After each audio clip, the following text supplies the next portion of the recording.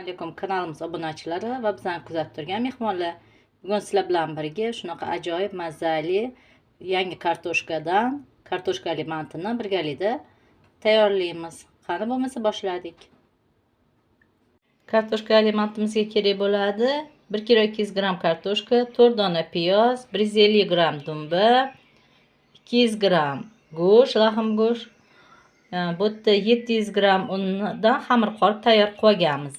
Nomakop suvga oddiy zira kerak bo'ladi. Bitta choy qoshiqda bitta choy qoshiqda kashnich, yarim choy qoshiq tuz. Yana ziravorlarni tabga ko'ra to'g'rilab olamiz. Tabga ko'ra tuz kerak bo'ladi. Hozir birinchi bo'lib ishimizni kartoshka, piyoz, dumba go'shtlarni to'g'rab olishdan boshlaymiz. Kartoshkani mayda qilib to'g'raganimizdan keyin ustidan bir sidra piyozni ham mayda qilib to'rtburchak to'g'rab, buni ham sepib olamiz. Shunda kartoshkalarimiz qorayib qolmaydi. Hammasini shunday to'g'rab olamiz. Mana hamma masallig'imizni to'g'rab oldik. Kartoshka, piyoz, dumba go'shtlarni hammasini to'g'rab oldik. Endi buni ustidan ziravorlarni solamiz va yaxshilab aralashtiramiz.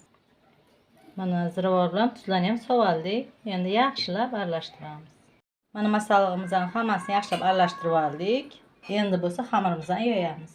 Mana xamirlarimizni yoyib oldik. Ikkita kichkina zo'rlar chiqdi. Mana shunday to'rtburchak qilib kesib olamiz. O'rtacha kattalikda. Endi uni o'rtasiga nachinkasini solib tugishni boshlaymiz. 2 yoq uchini oldin yopishtirib olamiz. Keyin bo'lsa bu uchlarni ham yopishtiramiz. Keyin bo'lsa bu taraflarni bir-biriga yopishtiramiz. Mana shunaqa qilib hammasini chiroyli qilib tugib olamiz. Listimizdan tagiga yog' surib, mantlarimizni ham shunaqa qilib joylashtirib chiqamiz. Ustiga ham, mantini ustiga ham, tagiga ham yog' suramiz. Shunda yopishmaydi, listga zo'r chiqadi.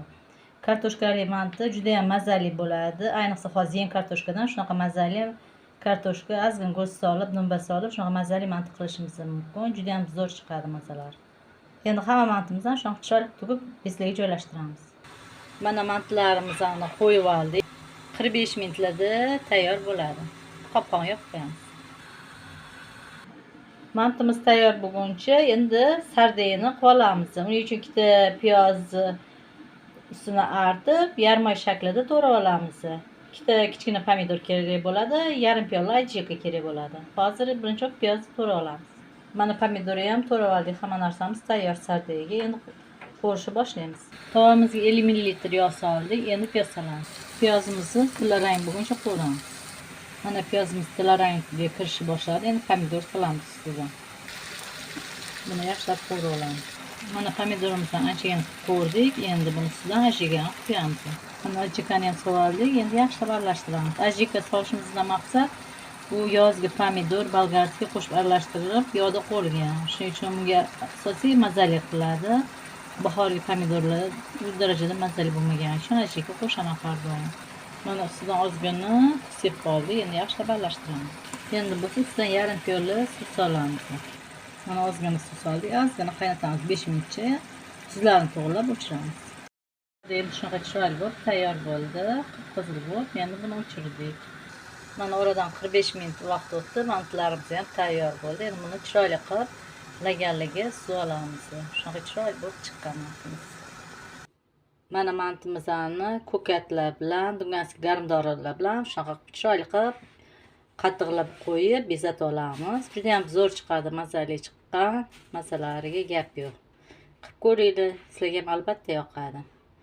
Agarda retsept yoqqan bo'lsa, kanalga obuna bo'lib, like bosib qo'yishni unutmanglar. Keyingi videolarda uchrashguncha.